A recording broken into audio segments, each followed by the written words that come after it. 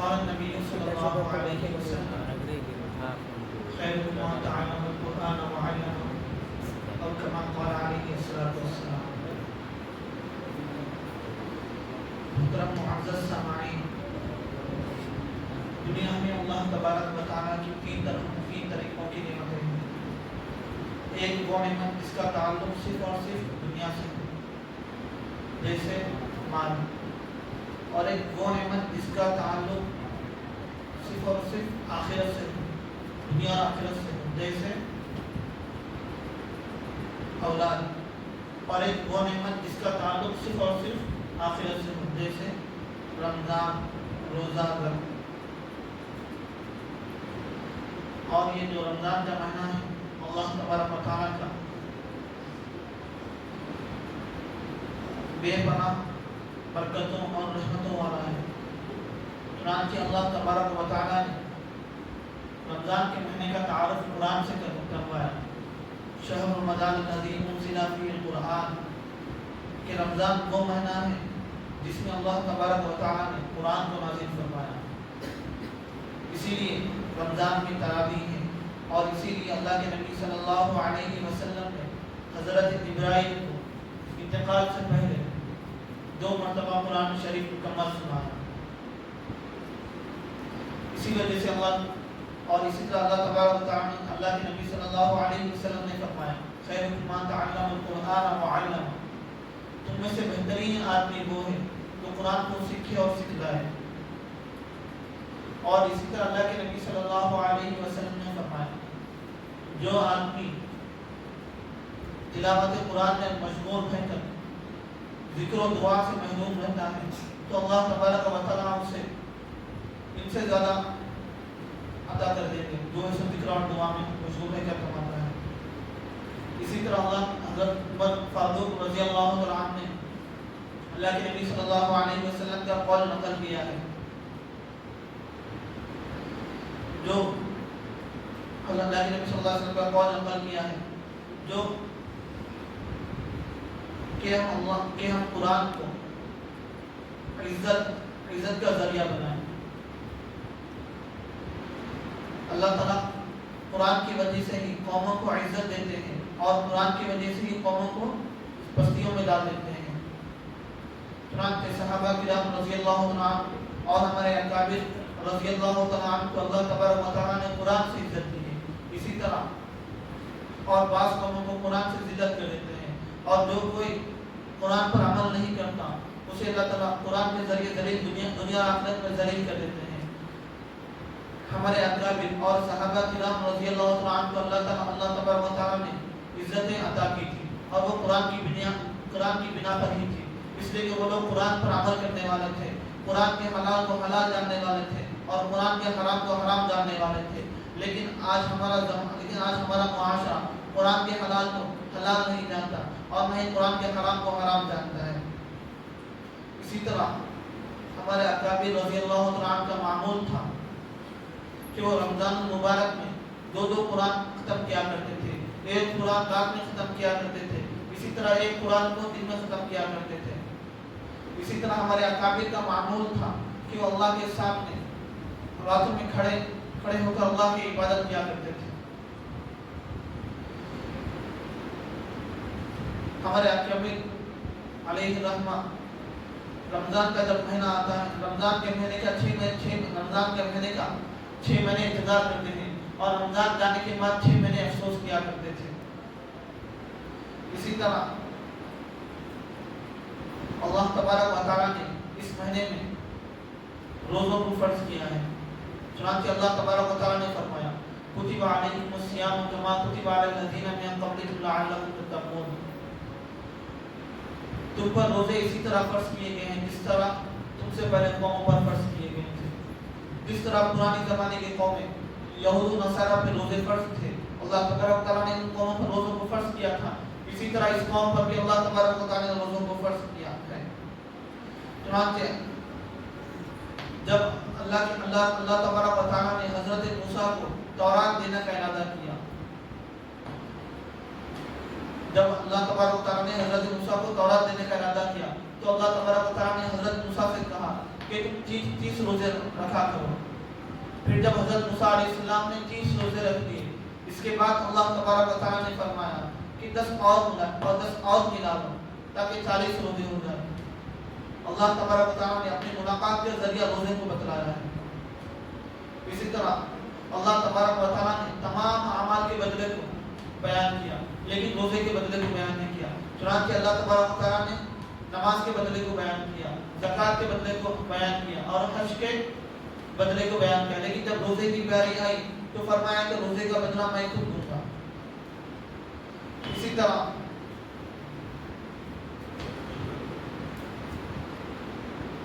بعض سلف صالحین کا قول ہے، ہمارے اکابر علیہ رحمہ کا قول ہے، روزہ چھوڑنا یہ کبیرہ گناہوں میں سے ہے، یعنی جو کوئی روزہ، نماز، زکوٰۃ وغیرہ چھوڑتا ہے تو وہ کبیرہ گناہ کا مرتکب ہے۔ لیکن بعض سلف صالحین کا قول ہے کہ جو کوئی روزہ مستقل پابندی سے ہمیشہ چھوڑ دیتا ہے تو اسے بعض سلف صالحین نے کافر قرار دیا ہے۔ اور ہمارے اکابر علیہ رحمہ نے اس مہینے میں اسلام کے 3 ارکان کو جمع کیا ہے، روزہ، نماز اور زکوٰۃ کو۔ اسی طرح نماز اللہ کے نبی صلی اللہ علیہ وسلم قرآن میں اللہ تبارک و تعالیٰ نے فرمایا اقیموا الصلاۃ وآتوا الزکاۃ، نماز قائم کرو اور زکوٰۃ دو۔ جہاں جہاں پر بھی اللہ تبارک و تعالیٰ نے نماز کا ذکر کیا اسی کے ساتھ زکوٰۃ کا بھی ذکر کیا۔ چنانچہ اللہ کے نبی صلی اللہ علیہ وسلم نے فرمایا قرۃ عینی فی الصلاۃ، میری آنکھوں کی ٹھنڈک نماز میں ہے، یعنی مجھے نماز سے سکون ملتا ہے۔ اسی طرح اللہ کے نبی صلی اللہ علیہ وسلم نے فرمایا الصلاۃ عماد الدین، نماز دین کا ستون ہے۔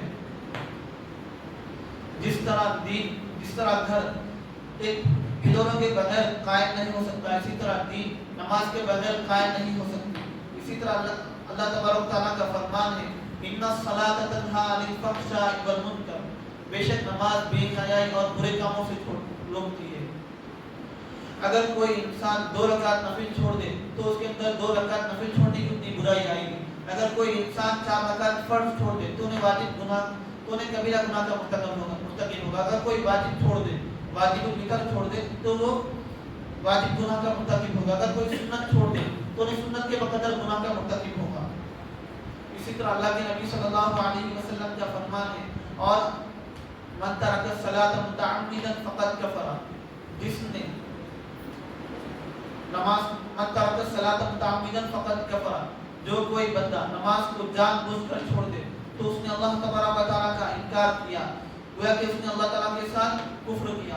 اور امام احمد بن حنبل علیہ رحمہ کا فتویٰ بھی اسی پر ہے کہ جو کوئی نماز کو چھوڑ دے بنا کسی عذر کے تو وہ کافرین میں شمار ہوگا۔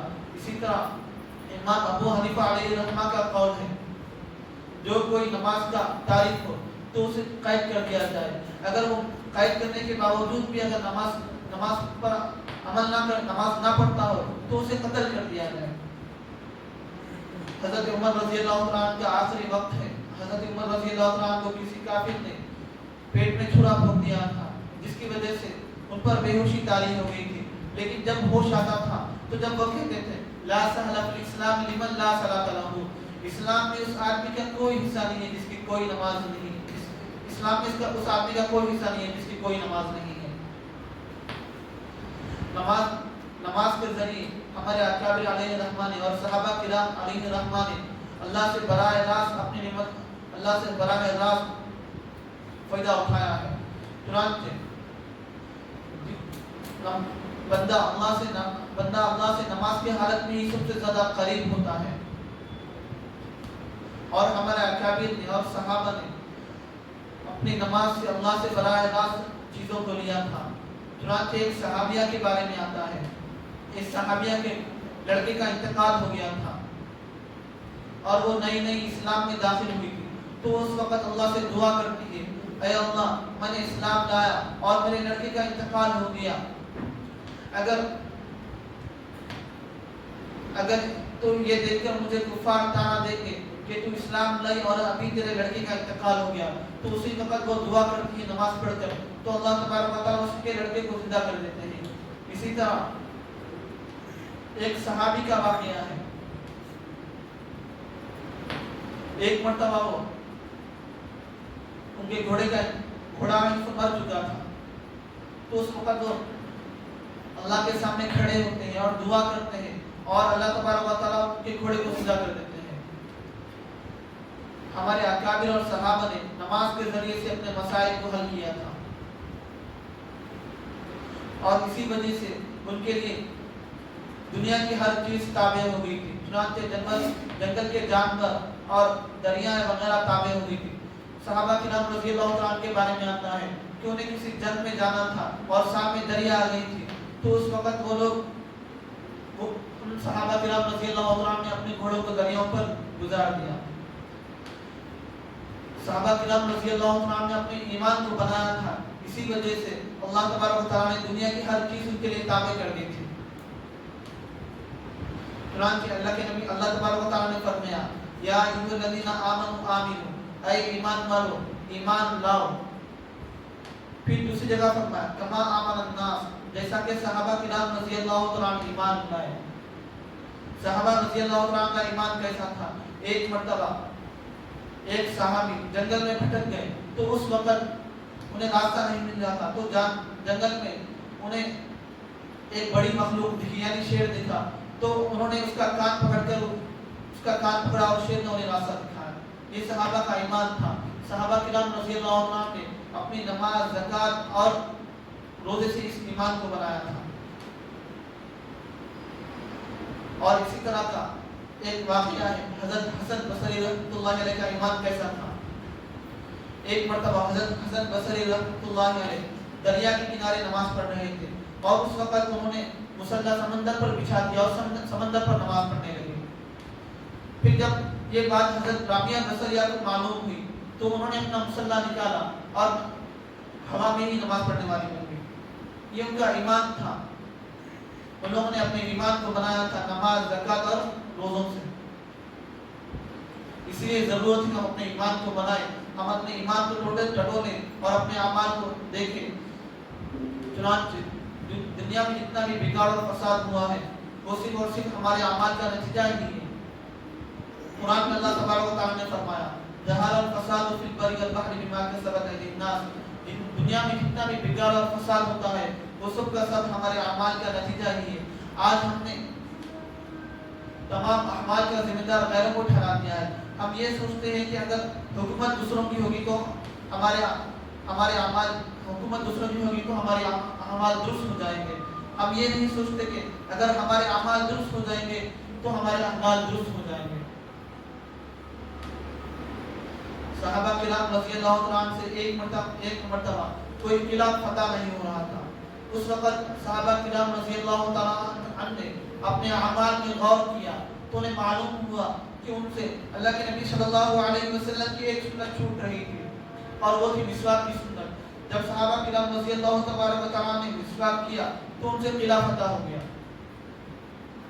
सहाबा किराम रज़ियल्लाहु तआला अपने अमाल पर बेइंतहा अपने अमाल की बेइंतहा फिक्र किया करते थे और अपने अमाल को अल्लाह के नबी सल्लल्लाहु अलैहि वसल्लम की सुन्नतों के मुताबिक ढाला करते थे।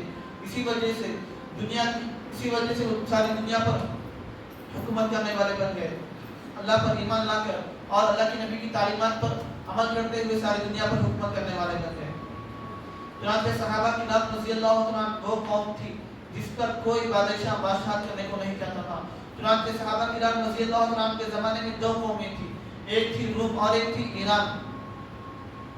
आधी दुनिया पर रूम की बादशाह थी और आधी दुनिया पर ईरान की बादशाह थी। और दोनों में से कोई भी मुल्क अरब पर हुकूमत करने को नहीं चाहता था, इसलिए कि अरब वो कौम थी, अगर कोई एक ऊँट दूसरे ऊँट से पहले पानी पी लेता था तो सालों साल जंग चलती थी। चुनांचे जब बाप मरता था तो इनको बेटे को वसीयत करता था, इस कबीले से हमारी जंग चल रही है और इस कबीले से हमें इंतकाम लेना है। लेकिन उस जमाने में अल्लाह तबारक व तआला ने अपने हबीब को मबऊस किया। चुनांचे अल्लाह के नबी सल्लल्लाहु अलैहि वसल्लम ने लोगों को दीन की दावत दी और इस्लाम की तरफ बुलाया, तो लोगों ने इस्लाम कबूल किया और वो सारी दुनिया के हाकिम बनकर बैठ गए। ये कब हुआ? जब उन्होंने अल्लाह के नबी सल्लल्लाहु अलैहि वसल्लम की तालीमात पर और कुरान के अहकामात पर और कुरान की अज़मत पर और اللہ کے احکامات پر یقین سے عمل کیا اور اللہ کی مددیں حاصل کی. اسی لیے ضرورت ہے کہ ہم اپنے ایمان کو بنائیں، اپنے اعمال پر غور و فکر کریں، اپنے اعمال کو دیکھیں اور اپنے اعمال کو اعمال سے درست کر دیں. چنانچہ اللہ تبارک و تعالیٰ کا فرمان ہے، اللہ تبارک و تعالیٰ اس قوم کو اس وقت تک نہیں بدلتے، اللہ تبارک و تعالیٰ کوئی قوم کو اس وقت تک نہیں بدلتے جب کہ قوم اپنے آپ کو نہ بدل لے. اس لیے ضرورت ہے کہ اپنے اعمال کو دیکھیں. یہ رمضان مبارک کا مہینہ ہے. اللہ تبارک و تعالیٰ نے ہمیں اس مہینے کو ہم ذریعہ بنائے اپنے احوال اور اعمال کو بدلنے کا. چنانچہ اس رمضان سے پہلے گزشتہ بہت سے لوگ تھے جنہیں رمضان نصیب نہیں ہوا، لیکن ہمارے لیے خوش نصیبی کی بات ہے کہ اللہ تبارک و تعالیٰ نے ہمیں رمضان مبارک کا مہینہ دیا ہے. ہم اس مہینے کو اپنے اعمال سے، اپنے نیک اعمال سے اور اپنے ہدایہ و عطیات سے مزین کریں. چنانچہ اللہ کے نبی صلی اللہ علیہ وسلم رمضان کے مہینے میں ہدایہ اور خیرات و صدقات زیادہ کیا کرتے تھے.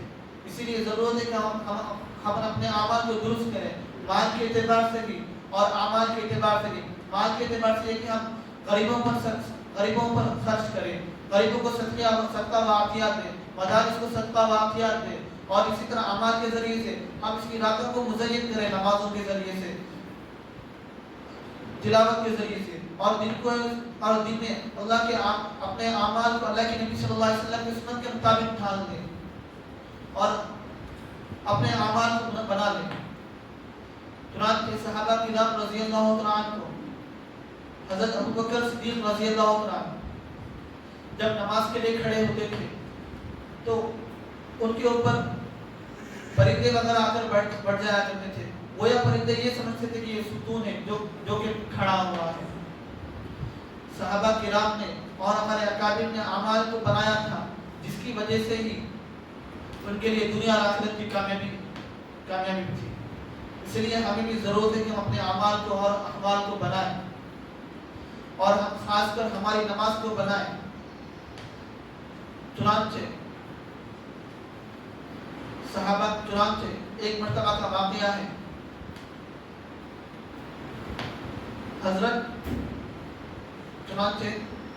اللہ تبارک و تعالیٰ نے نماز کے ساتھ ہی زکوٰۃ کو بھی فرض کیا ہے. جہاں جہاں بھی اللہ تبارک و تعالیٰ نے نماز کا ذکر کیا ہے وہاں پر زکوٰۃ کا بھی ذکر کیا ہے. اقیموا الصلاۃ و آتوا الزکاۃ، نماز قائم کرو اور زکوٰۃ دو. چنانچہ جو انسان زکوٰۃ دیتا ہے اس کے مال میں کمی نہیں بلکہ اضافہ ہوتا ہے. مثلا آج انسان نے 40,000 روپے زکوٰۃ نکالے تو آئندہ سال وہ 80,000 روپے زکوٰۃ نکالنے والا بن جاتا ہے. اللہ تبارک و تعالیٰ مال کو خرچ کرنے سے مال میں اضافہ کرتے ہیں. ایک مرتبہ کا واقعہ ہے، حضرت علی رضی اللہ تعالیٰ عنہ نے کھانے کے لیے کچھ نہیں تھا تو حضرت فاطمہ رضی اللہ تعالیٰ عنہ نے اپنی ایک چادر دی کہ بیچ کر آ جاؤ. چنانچہ جب وہ بیچنے گئے تو اسے بیچ دیا اور اس کے 6 درہم آئے.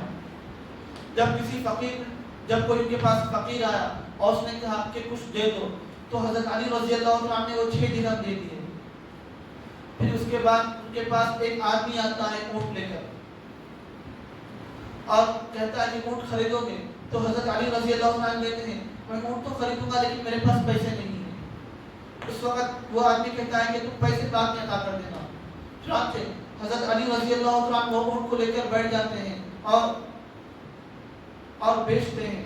تو پھر اس کو وہ 160 درہم میں بیچتے ہیں. چنانچہ وہ 100 درہم اس آدمی کو دے دیتے ہیں اور 60 درہم اپنے پاس رکھ لیتے ہیں. حضرت علی رضی اللہ عنہ نے 6 دینار صدقہ دیا تھا لیکن اللہ تبارک و تعالیٰ نے اس کے بدلے میں 60 دینار دیے. تو اللہ تبارک و تعالیٰ نعمتوں میں اضافہ کریں گے. چنانچہ اللہ تبارک و تعالیٰ کا فرمان ہے ان تعدوا نعمت اللہ لا تحصوها، اگر تم ہماری نعمتوں کا شکر ادا کرو گے تو تمہاری نعمتوں میں اضافہ ہوگا. اسی طرح اللہ تبارک و تعالیٰ نے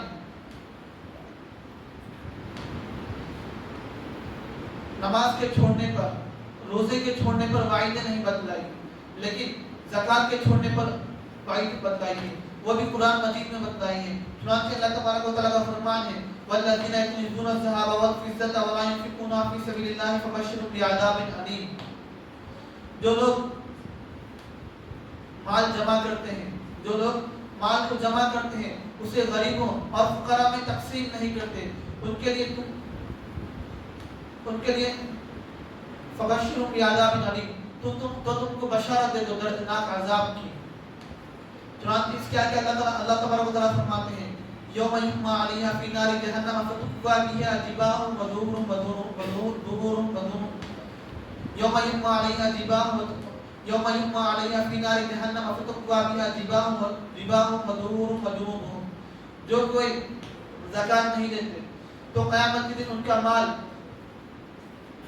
ان کے مال کو تپایا جائے گا اور پگھلایا جائے گا، پھر پگھلا کر ان کی پیشانی پر لگایا جائے گا، ان کی پیٹھوں پر لگایا جائے گا اور ان کی کمر پر لگایا جائے گا.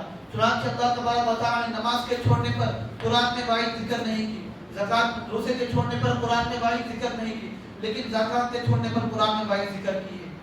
اسی طرح یہ مہینہ اللہ سے مغفرت مانگنے کا مہینہ ہے، اللہ سے اپنے گناہوں کی مغفرت مانگنے کا مہینہ ہے. چنانچہ ایک مرتبہ کا واقعہ ہے، اللہ کے نبی صلی اللہ علیہ وسلم کے پاس ایک گنہگار آتا ہے. اس سے پہلے حضرت عمر رضی اللہ عنہ اللہ کے نبی کے پاس آتے ہیں اور روتے ہوئے داخل ہوتے ہیں اور اللہ کے نبی صلی اللہ علیہ وسلم پوچھتے ہیں اے عمر کیوں رو رہے ہو؟ تو حضرت عمر رضی اللہ عنہ کہتے ہیں کہ آپ کے چوکٹ کے باہر ایک آدمی رو رہا تھا، اسے دیکھ کر مجھے رونا آ گیا. چنانچہ اللہ کے نبی صلی اللہ علیہ وسلم اس آدمی کو طلب کرتے ہیں. چنانچہ وہ آدمی آتا ہے اور اللہ کے نبی صلی اللہ علیہ وسلم رونے کا سبب دریافت کرتے ہیں. تو وہ آدمی کہتا ہے کہ مجھ سے بہت بڑا گناہ ہو گیا. اللہ کے نبی فرماتے ہیں جو بھی گناہ ہوا اللہ تبارک و تعالیٰ اسے معاف فرما دیں گے. پھر وہ کہتا ہے کہ مجھ سے بہت بڑا گناہ ہوا. تو اللہ کے نبی صلی اللہ علیہ وسلم کہتے ہیں کیا تیرا گناہ زمین و آسمان سے بڑا ہے؟ تو آدمی کہتا ہے ہاں میرا گناہ زمین و آسمان سے بڑا ہے.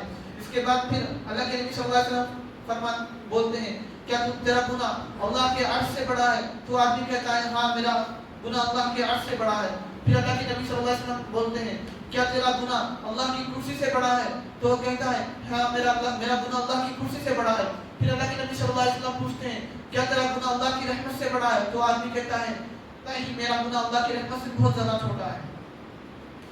پھر آخر میں اللہ کے نبی صلی اللہ علیہ وسلم اس آدمی سے پوچھتے ہیں کہ آخر تو نے کیا گناہ کیا؟ چنانچہ وہ آدمی کہتا ہے کہ میں ایک کفن چور تھا. میں نے ایک رات ایک انصار کی لڑکی کا انتقال ہو گیا اور میں نے اس کا کفن چوری کیا اور پھر مجھے شیطان نے وسوسہ ڈالا تو میں نے اس کے ساتھ مجامعت کی.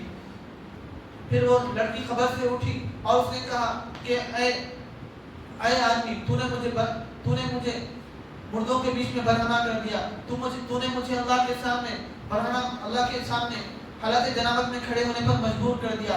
تو اللہ کے نبی صلی اللہ علیہ وسلم سے کہتے ہیں کہ تو یہاں سے نکل فوری، تیری اللہ تبارک و تعالیٰ کبھی بھی مغفرت نہیں کرے گا. پھر اس کے بعد وہ آدمی جاتا ہے اور 40 دن تک ایک غار میں رہ کر توبہ کرتا ہے اور اس کا انتقال کا وقت آ جاتا ہے اور اس کا انتقال بھی ہو جاتا ہے. پھر حضرت جبرائیل علیہ السلام آتے ہیں اللہ کے نبی صلی اللہ علیہ وسلم اور کہتے ہیں کیا مخلوق کو آپ نے پیدا کیا ہے یا ہم نے؟ تو اللہ کے نبی صلی اللہ علیہ وسلم کہتے ہیں کہ مخلوق کو پیدا اللہ نے کیا ہے. پھر حضرت جبرائیل کہتے ہیں کیا